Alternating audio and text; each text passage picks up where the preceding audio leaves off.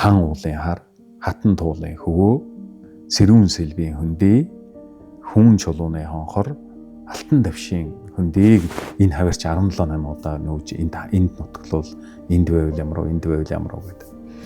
Тэгж явж байгаад өндөргийг гайхалтай сонголт хийсэн.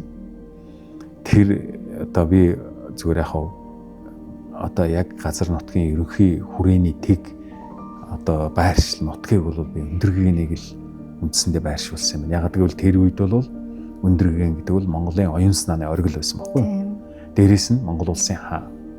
Тийм учраас тэр хааны тань мэдсэн тэр шийдвэр гэдэг бол шууд хууль байсан юм л да. Тэгээд үндсэндээ одоо Монгол улсын нийслэлийг бол яг одоо энд бичснээр одоо яг энэ нутагт буюу хан уулын хар, хатан туулын хөвөө, сэрүүн сэлбийн хөндий, хүн чулууны хонхор, алтан давшийн хөндий гэдэг энэ хэсэг бүлэг нутгуудад ингэж байршуулсан байна.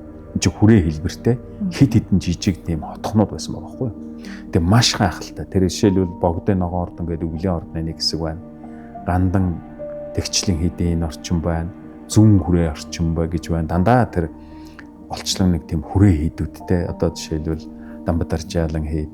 За тэгэл Хөлийн мод чингууд, Амгаланбаатар хот гэдэг ингээд тусдаа юм жижигхэн хотоо дондаа 5-аас 10 км-ийн зайтай ийм жижигхэн хотуудыг үүсгэж. Тэгтээ тэр нь хүрээ маягаар энэ бүх одоо энэ түрүүний миний хэлсэн энэ хөндийг ингэж бүрхжижсэн байгаа байхгүй юу?